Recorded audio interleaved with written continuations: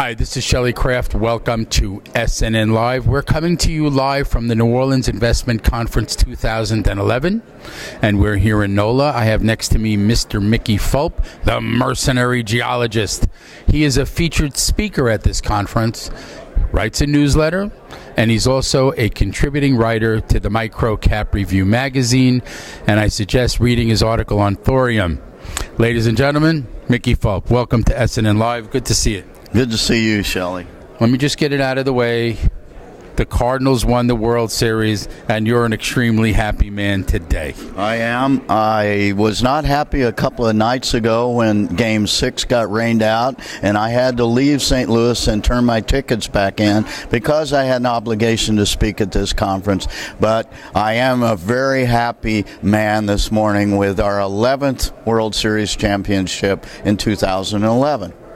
You know, you sound as happy as when you make money on one of your picks, I got to tell you. Well, there's more than making money in the world. Money's important, but there's more to life than money. And for me, sports is a very important part of my life, and I am a very happy puppy this morning. All right, as a Yankee fan, can we move on now? Well, and I'll give you this. We are very happy as Cardinal fans to be the second most storied franchise in Major League Baseball. Two, you're very powerful and well-deserved champion New York Yankees. I feel like I'm on ESPN. Ladies and gentlemen, let me really get down to business and the business of what we're going to talk about.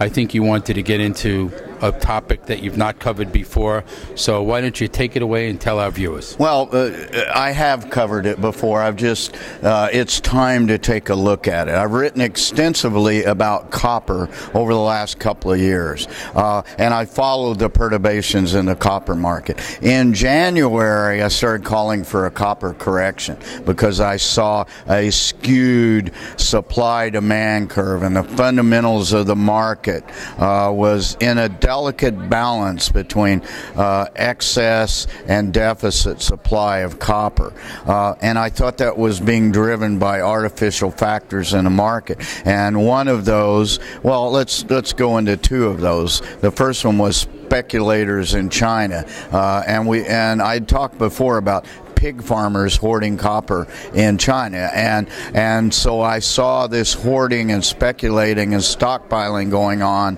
and copper not being used. The other thing that was skewing the copper market was the looming physical copper ETF that was going to start trading on the London Stock Exchange, and it was going to take inventory at LME warehouses and take that off the market. It's basically a stash of copper. So that was skewing the market.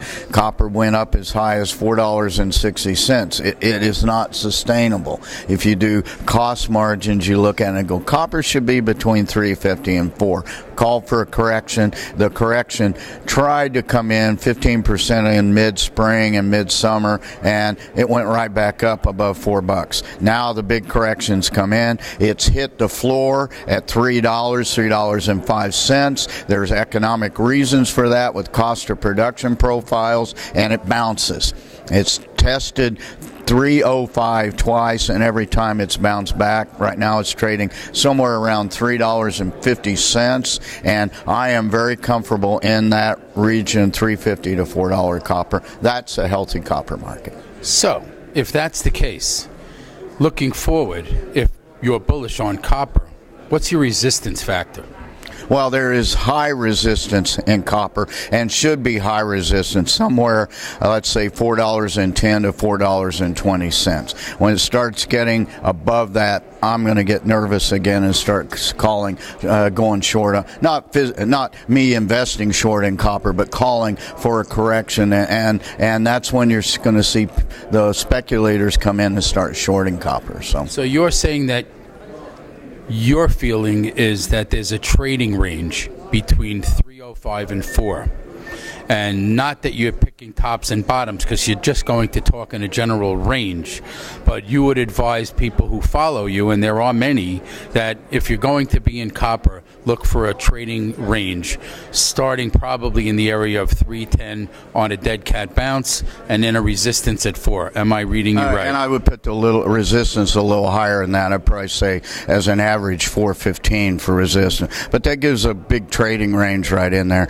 and it has to do with worldwide costs, operating costs probably $2 worldwide. If you add in capex and depreciation, amortization, taxes, etc., average cost of production is going to be somewhere $2.50, maybe $2.75. So that $3.50 to $4 range is a good profit margin for companies, and within a broader trading range of say $3 to $4.15.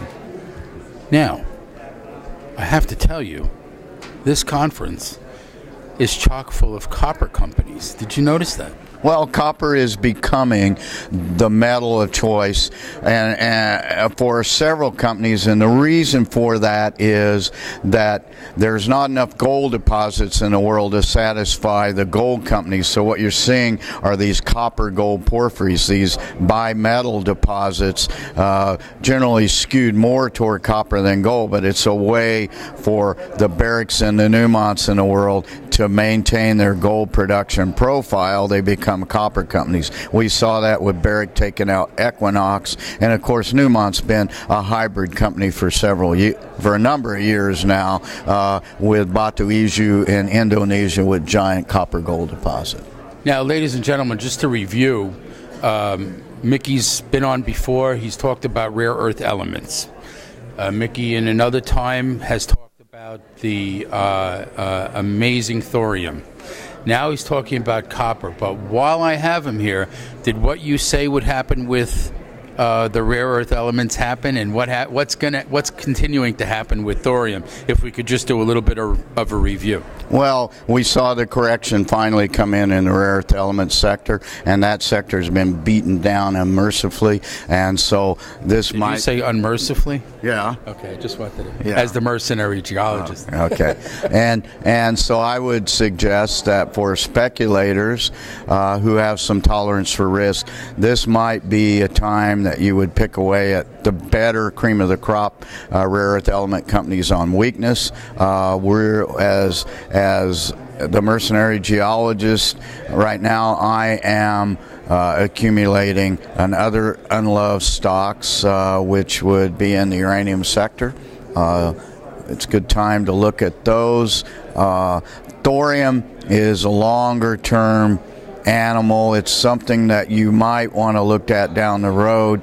There are very few thorium plays in the stock market. For people that are interested, you can go on my website, mercenarygeologist.com, and read The Future of Thorium as Nuclear Fuel. Or even better, you can go to MicroCap Review magazine and see a boiled down version of that, a very succinct version, and get an idea of where I think the thorium business is going to go in the next 10 years. But that's a long-term look at thorium and what we see happening. It's not going to happen soon. Let me just go back for a second to copper.